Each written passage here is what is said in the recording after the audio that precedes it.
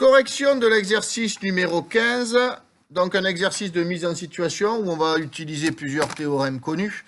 Donc on a une grande rampe avec donc des longueurs. On voit que dans cette rampe, on a des triangles, on a des ADCB.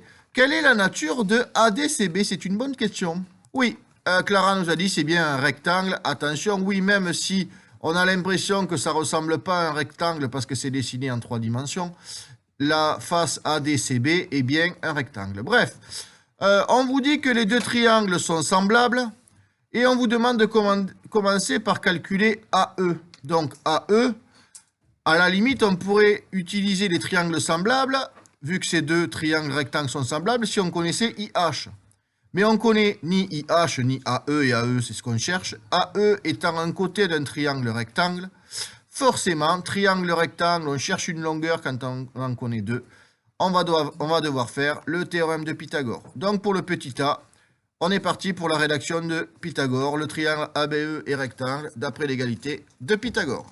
Donc on a écrit la rédaction et maintenant on peut écrire donc l'égalité de Pythagore. On va le mettre en fluo, elle sera contente, enfin en fluo en multicolore.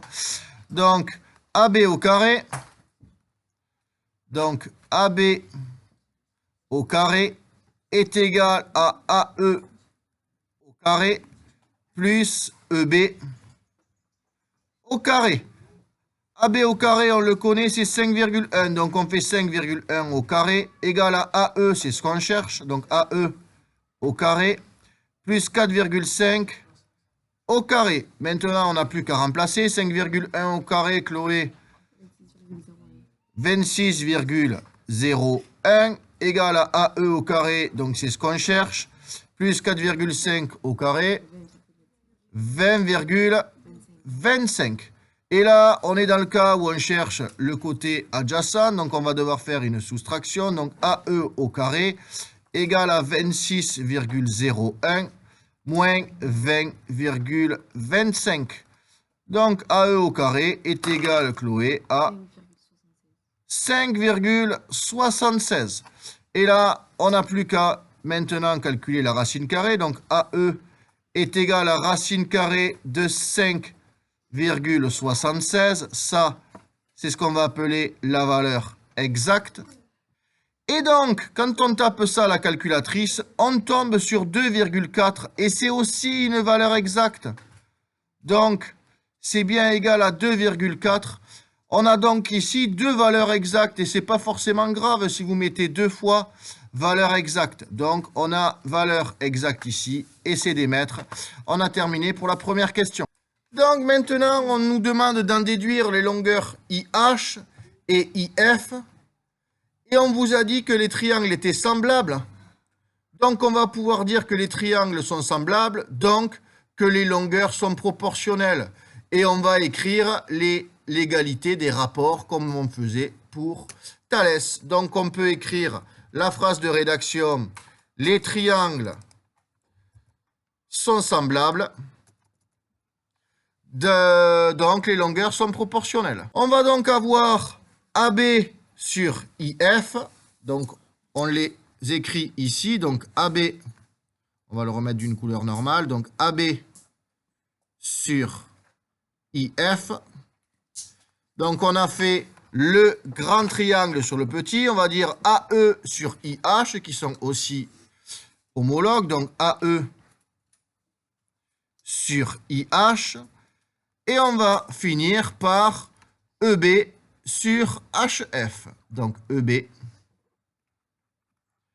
sur HF. Et maintenant, on n'a plus qu'à remplacer. AB sur IF.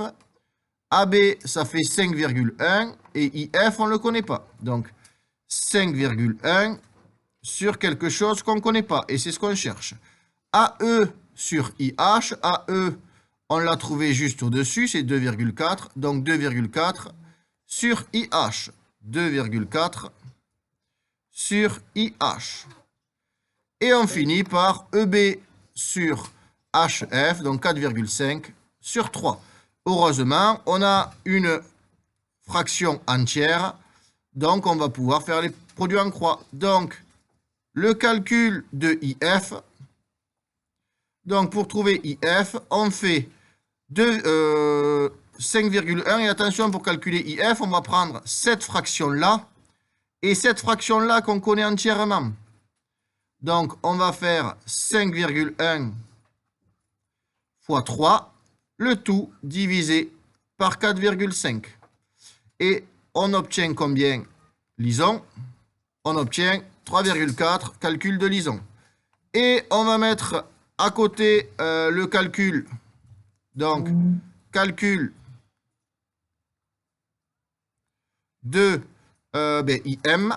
Pour calculer IM, on va prendre cette fraction-là et cette fraction-là. Donc, on va faire IM est égal à 2,4 fois 3, le tout divisé par 4,5. Et on obtient IM égale à combien?